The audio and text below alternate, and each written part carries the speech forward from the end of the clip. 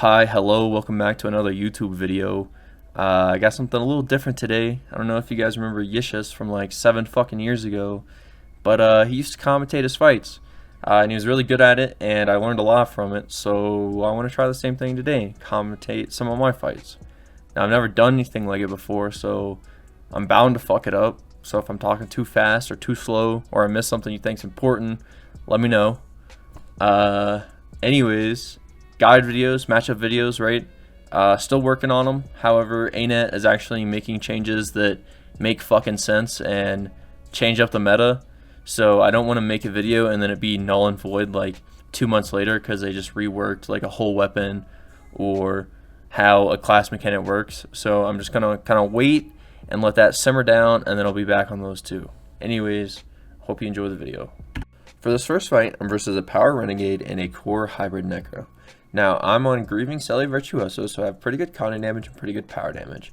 I decided to go for the Renegade first, as it's probably going to have the least amount of con to clear and be the fastest kill between these two players. However, they're both tanky, so I need to play conservative on my cooldowns and make sure that I'm not wasting anything. I see that the core Necro drops Plague Lance pretty early, so it's safe to stay in melee range for about another 90 seconds. However, behind me, a soulbeast decides to join the fight, and normally I would go for him first. But the power Renegade decides to separate himself from the other two players, making him the safest target. So I pour to him, use pistol 4, get a nice block off with scepter 2, and down him with F2. I decide to go for a safe stomp with Midnight Signet, get the stomp, and use my invuln because I do not want the soulbeast to open up on me from stealth. Once the Ranger reveals himself, I use Scepter 2 to get a good block in and some good damage on him. I use F1 and then Pistol 4 and swap to my offhand set. Here I try to go for stealth but get revealed by the core Necro Shroud 5. I use my sword return to port away from the soulbeast because I can see he's dropping traps. Here I hit him with a good F1 and he decides to back off, so I use the core Necro auto attacks to proc my scepter block, get a good F1 and a good scepter 3 in. Here I hit an F3 and get him down to 1% health, and one Connie tick takes him down. He alt has 4, so all I'm left with is a core Connie Necro, which doesn't have much shroud left. Hit him with a good F2 and a good sword 3 and get some alright power damage in. I get a good F1 as soon as this shroud drops, and I know he's pretty low and doesn't have a lot of cooldowns, so I decide to stay aggressive. Right now, the power Renegade walks back in from spawn. However, the core Necro is pretty low still, so I decide to stay on him and stay aggressive. I hit the core Necro with a pretty good pistol 4, F2, scepter 2 combo and bring him to about 25% of his shroud. I swap to torch and use torch 4 and 5 to get some good Connie damage in, and sword 3 to get some good power damage.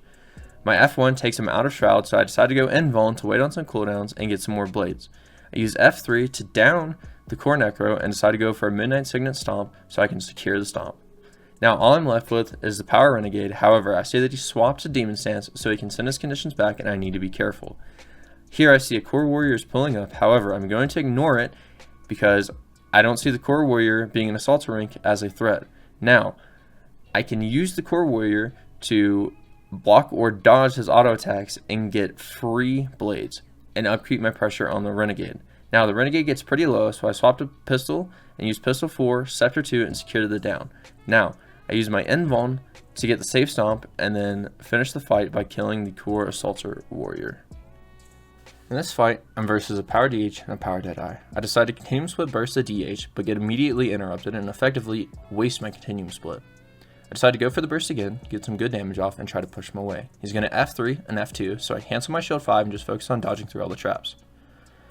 Here, I thought I got caught by Jade Maul, but didn't, so I'm going to look for a shield 5 interrupt, land it, and then drop a growl wall so I can get some good cleave. But before I start cleaving, the Deadeye once again dazes me, so I'm forced to give up on it and just keep pushing for damage.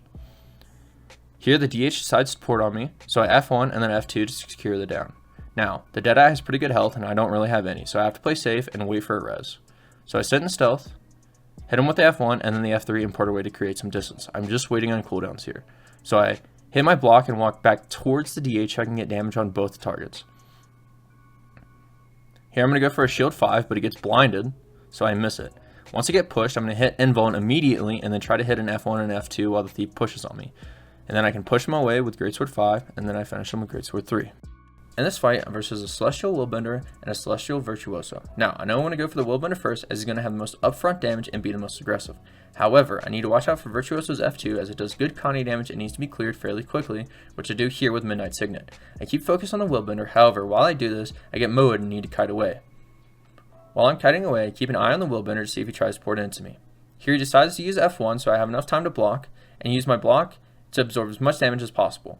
Now, I drop gravel at the top of the hill, catch the Willbender, and I move him inside of it and use F1. I swap to Greatsword, use Greatsword 4, Greatsword 2, and F2 to force him into his invuln. While he's in his invuln, I port away and create some distance.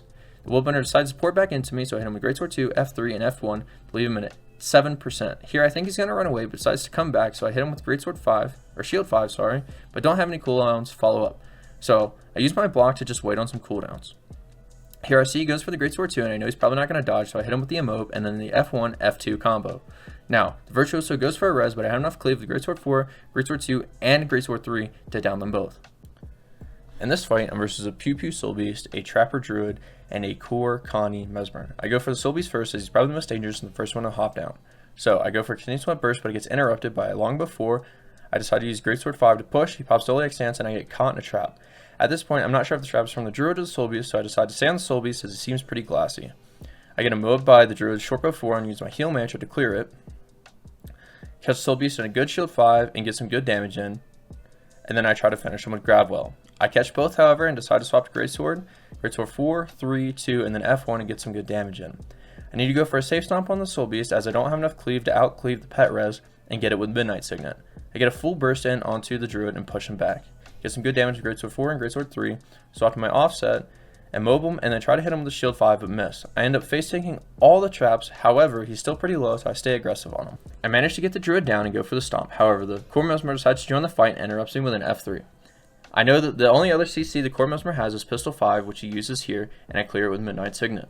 I go for the stomp again as there's no more CC on the field between these two players. I push the Core Mesmer away and use Greatsword 4. Now, I'm low health and low cooldown, so I use Shield 5 to get some Alacrity uptime. Now, I know the Core Mesmer doesn't have very good burst damage or Connie damage, so I'm playing slow and safe. I port away to create some distance to drop gravel on myself to create a safe space. Now, I use F1 to clear the 10 bleed on me and try to block as much damage as possible with my shield. I go for a Greatsword burst, but get interrupted immediately and waste my continuous split. I decide to go for it again and get some alright damage off and see that I have almost 3 clones up. Once I have 3 clones up, I hit F1 and then try to emote with Sword 3. It misses, so I go with a Shield 5, but he strafes out of it. I see him make his way towards the bridge, and I fear that he's trying to run to the camp, so I chase after him. Here I go for a Greatsword 2 and an F2 burst and push him back and get some decent damage off. However, he's still making his way to his camp, and I see that he popped Mimic. Now, I'm assuming that he's going to try to Mimic Blink, but it never goes off before the Mimic timer's down. I don't have enough time to catch him before he gets his Blink off again. In this fight, I'm versus 2 Willbenders. Now, at the beginning of the fight, I assumed both Willbenders were Celestial and just picked a target and went with it. Now, my target for the beginning of the fight is going to be the Gold Footman. I use a lot of cooldowns to keep the Connies off of me and do some very mediocre damage.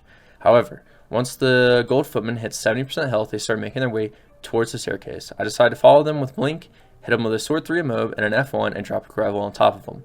The other Willbender decides to support onto me, gets caught by the grab, so I make some distance. At this point, I notice that the Mithril Major is a lot more glassy than the Gold Footman and decide to make him my new main target. I hit him with a Greatsword 4, Greatsword 2, F2 combo and force him into his invuln. At this point, I know I can ignore the Gold Footman as he's not going to do a lot of damage to me, and I can't do a lot of damage to him, so I decide to stay on the Mithril Major. Here I try to land him with a mob, but he blocks it, so I'm forced to use my shield.